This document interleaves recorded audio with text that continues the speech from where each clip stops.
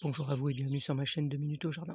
Alors aujourd'hui, je reviens sur mon huile de pâquerette que j'ai fait il y a un mois. Donc là, ça va faire, vous voyez, un petit peu plus d'un mois même que ça macère dans l'huile. Donc vous voyez, j'ai commencé à vider le premier petit pot. Donc là, on a encore les pâquerettes qui ont bien baigné, comme vous pouvez voir. Et puis donc ça commence à passer, filtrer tranquillement. Voilà.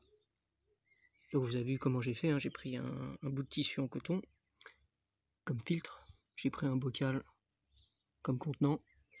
J'ai mis un élastique pour maintenir mon filtre en coton.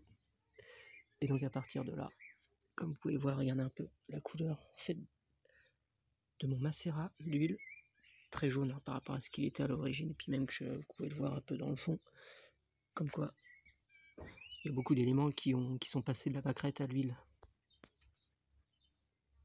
Alors,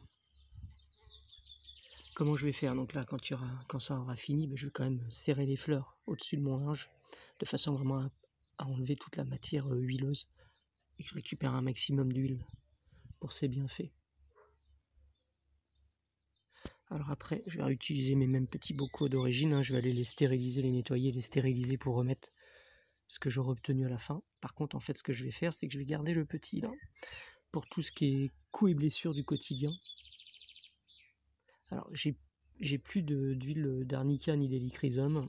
Alors, donc, je mettrai, pour ma part, 10 gouttes de laurier noble. Alors, il est là, le laurier noble. 10 gouttes de menthe poivrée. Ça atténuera la force des coups. Et puis, je mettrai 10 gouttes de lavande vraie. Donc, comme je vous le dis, ça sert à rien de mettre beaucoup plus, parce que déjà, l'huile de pâquerette contiendra beaucoup de choses pour nous soigner naturellement. Après, pour celle qui aura un rapport pour la peau, pour la raffermir, et donc ralentir, entre guillemets, je dirais, le processus de vieillissement de notre peau,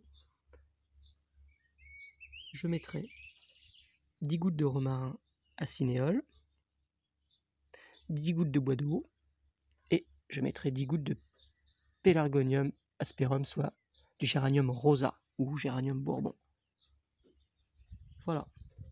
Donc je conserverai ça dans ce pot plus grand. Alors, par contre, donc cette huile, il faudra attendre que ça se mélange en fait les huiles essentielles à l'huile végétale.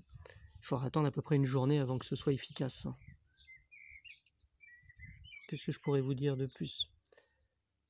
Alors pour les femmes enceintes, personnellement, je ne ferai pas de mixture avec les huiles essentielles. Ça serait dangereux. Conservez juste l'huile de pâquerette seule, car elle a déjà beaucoup de vertus réparatrices sans aucune huile essentielle. Voilà. Alors c'est tout pour aujourd'hui. Ah oui, j'ai oublié, conservez-la dans le noir. Évitez les températures trop hautes aussi, car sinon l'huile de pâquerette elle a tendance à vite s'oxyder. Et donc tout ce qui est acide gras va en prendre un coup.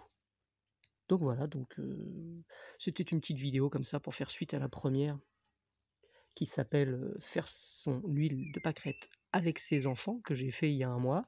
Donc pour ceux que ça intéresse comment faire, qui prennent celle-ci en cours, je vous laisse revenir un petit peu en arrière en allant voir l'autre sur ma chaîne donc, qui s'appelle 2 minutes au jardin. Il y a d'autres astuces et découvertes en rapport avec la nature.